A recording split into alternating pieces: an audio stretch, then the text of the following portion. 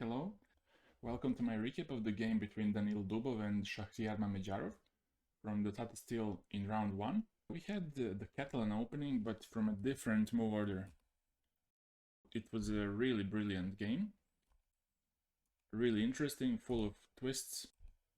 Knight c3 was played, and after e6, now usually from this move order, bishop g5 is played, but Daniil Dubov plays g3. And now after dc, which is the most principled way to capture the pawn and to have less space but have that extra pawn.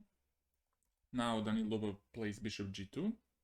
White develops, black keeps the pawn and tries to catch on later in the development. The biggest issue here is the bishop on c8, which is locked in. The bishop on g2 as its counterpart is much better, hitting on c6 and always targeting b5, this pawn chain c6 b5. Knight e5 now, targeting c6 and now a6 first. Black values the b5 pawn more than c6, and now if white takes on c6, I guess that queen b6 is okay, and if knight goes back to e5, then he either goes rook a7 or bishop b7. Bishop b7 looks quite nice. Also, if you take on b8 as white, then rook b8 is good. Next is going to be bishop b7, and black solves the issue with his bishop on c8. So after a6 here, Dubov chose to just castle. White has 3 pieces developed, black only has 1. So still there is some catching up to do in the development department. So black tries something with bishop b7 and now b3. With b3 he's just giving up on the idea of somehow getting the pawn back, but that's already resolved with black's move b5. So he plays with b3 and he hopes that he can put some pressure, maybe to open up the c file. If he takes, let's say, takes to open up the c file and go bishop b2 next, rook c1, and eventually stop c5, which is more important than just capturing on c6. If white manages to stop c5, then he should be fine. And also ideas like knight e4, knight c5 come to mind. Also knight d3, knight c5 to block completely this bishop on b7. So in this case, Mamedyarov plays b4. He's heading for the c-passed pawn. He wants to get his c-passed pawn. And now it's forcing. It's pretty much forcing to have c3. The question is, how does white continue? Does he want to go to e4 to offer a trade of knights, or does he want to go to the edge? For example, if he went for knight e4, then black would capture probably, because knight c5 also is an option next. So if he takes and goes c3, because this capture is not really principled after b4, because now after this the b4 pawn is very exposed, c6 is also very weak, so after bishop b2, rook c1, the c6 pawn is weak. This would not be so good for black. So to be more principled, black would have to play something like c3 to have a passed pawn on the c file, and here a3 looks the most natural to just break those pawns somehow. And I think that even here white has some compensation for the pawn, because after, let's say, a5, to keep this pawn chain intact, takes with the pawn, because if you capture the bishop, then you can argue that this c3 pawn is quite vulnerable in this case. So I think AB would be the best choice after exchanges, to go bishop e3. And still, black has some issues with the bishop. c5 is not so easy to get. White can continue with maybe queen d3 and rook a8, or immediately queen a1 to get somehow to the queen side, and to somehow use the fact that black is paralyzed on the queen side. But still, he has a c-passed pawn, and white cannot be so free in his operations. But instead, Dubov chose in this position to play knight a4. And now Mamedyarov plays c3, which is the most principled. Now knight c4, heading towards b6. Now to make some space for the rook, he plays a5, and in case of some knight b6, rook a6 would be excellent for black. So Dubov delays knight b6, he plays a3 first. And with a3, of course, he wants to destabilize this pawn chain on the queen side. If any capture happens, that's good for Dubov. Now Mamedyarov plays bishop a6, trying to at least hit one of the knights. And now Dubov plays bishop f4. I don't like it very much. Here the best move was to first capture, and again, principle is to capture with the pawn, and now to go knight c5. Black is in small trouble because he doesn't want to capture on c5 to give up his dark square bishop, but also he has some issues with the bishop on a6 and this pin on the a file. So maybe at the end of the day it's the best to capture on c5, take and just castle. And after bishop f4, still white is the one who has a slight edge, I would say, even though black has an extra pawn, but still with the bishop pair I would prefer being white here. There are so many jumps black has to be careful about. Bishop d6 comes next. There's also potential kingside attack with h4, h5, I don't know. There's lots of opportunities for white in this position. After bishop a6, Dubov went with bishop f4. And now Mamedyarov plays bishop b5. And Dubov chose in this position to play e4 to gain some space in the center. Mamedyarov plays bishop e7 and now knight a b6. He plays the most logical move, rook a6, because if he went for rook a7, then white has an opportunity to capture on b4, and now pawn cannot recapture because the rook on a7 is undefended. So black would have to capture with the bishop, and then c3 pawn is loose, so it's a potential target for white. And then after that, who knows what could happen. But he plays rook a6, he plays correctly, and now it's time for a4. And now Mamedyarov could have taken on c4, but it's not as good, because after, let's say, castling, there's no easy way to continue for black. And white on the other side has h4 with some potential pushes on the king side. He might create something on the king side, maybe with h5, g4, g5, something along those lines. He chose to take on b6, and now knight cannot capture because of bishop f1. So that's why Dubov played a b5, and now rook takes to get from b6, and now rook a2. Dubov is ready to double on the a file to target a5. He castled, and now queen a1. The position is so complex that it's not easy to judge the position. Here queen d3 looked like the most resilient to keep the pawn on d4 intact, and also to prepare rook fa1.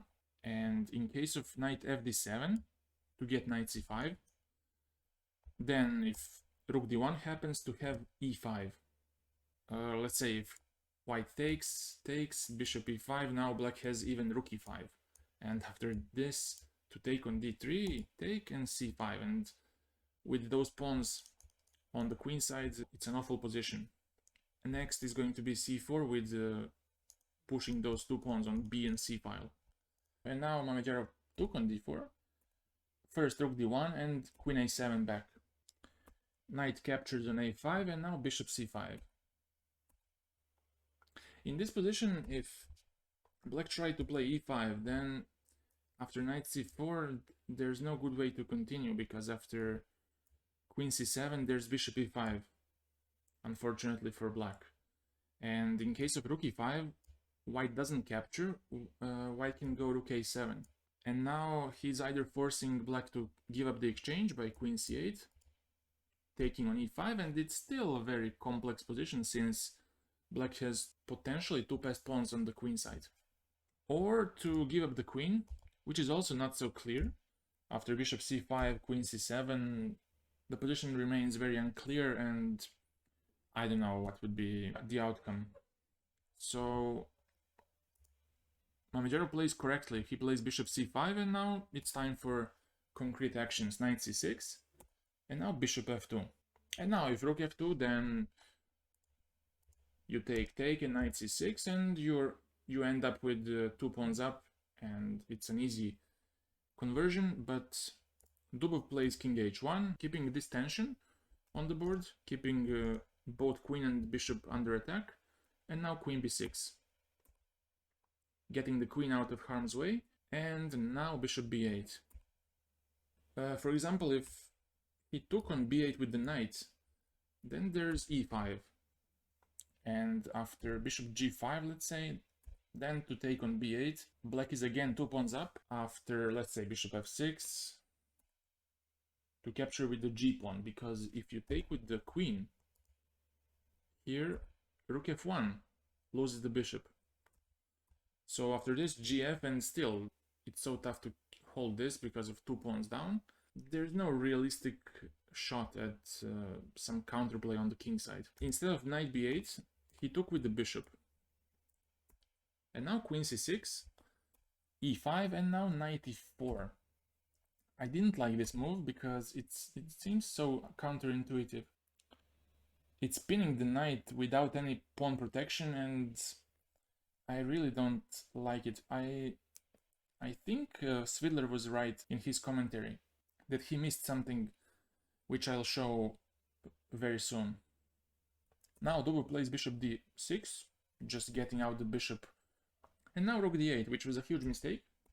Instead, he should have gone just bishop e3 here, and if bishop f8 to push c2. And now actually there's no time for rook a8 because of cd1 queen takes and queen takes, and it's all over.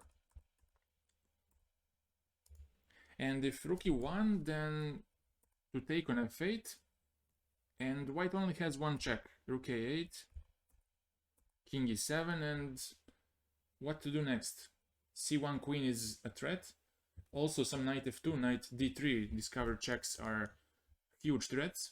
So there's no easy way to deal with this. Rook a8, king e7, you can do rook a7, but after this, capturing queen d7, now again, what can white do? He either gets his queen back, let's say queen e3, queen d1, rook e4, or just knight c5, simply retreating the knight to c5. In case of king d7, this and bishop e4, then black has this, and on the next move he's going to capture the bishop no matter what, because the c-pawn is near promotion and he can use the deflection tool, which is this rook. But instead he went for rook d8, and he went for the combination in which he blundered a small thing. Now Dubov plays rook e2, which is a very strong move, targeting this knight and keeping an eye on this bishop. And now black went for f5, but in case of c2, I think just rook c1 would work, and c2 pawn is doomed pretty much. And also the knight on e4 is stuck there, bishop on f2 is connected to all of this. It's not nice for black. So he went for f5 in this position, and after ef6 en passant, maybe from a distance he missed that after knight g3 the bishop is now protecting g3, because when you calculate, you very often miss that some pieces are just missing from the board after a couple of moves, and after ef6 the bishop is now covering g3, and maybe he missed that after knight g3 white doesn't have to capture with the pawn, which leads to a checkmate on h5. In this position, white can just capture with the bishop, and now it's white who is winning. So after ef6, black was forced to go for c2 to somehow deflect those rooks. If black doesn't do anything, then white captures on e4, and then captures on f2, and he's simply a piece up, and that's going to be lost for black. So after this, he played c2, and now white input this check, which is very important, I think, to lure the king out to f7, and after rook f1, players agreed to a draw, which is very funny because they fought like 3 hours or so. Let me show you what could happen in the following moves. For example, now a strong threat is bishop e4 and capturing on f2. So Black has to somehow deflect this rook from f1, and he can do it by queening first, and after rook c1 to capture on d6, and after bishop e4, now you notice that there's no pin on the f file, and the bishop can go, let's say, to d4, and after queen b1 to go g6, and somehow tuck this king to g7 to a safe spot, and this is objectively an equal position. Black is a pawn up, but if anyone is playing for a win, I think it's white, but it's unlikely to be something serious. I hope you enjoyed this game. This was very interesting, to me at least. I'm going to analyze more games from the round 1, and I hope I see you soon. Bye.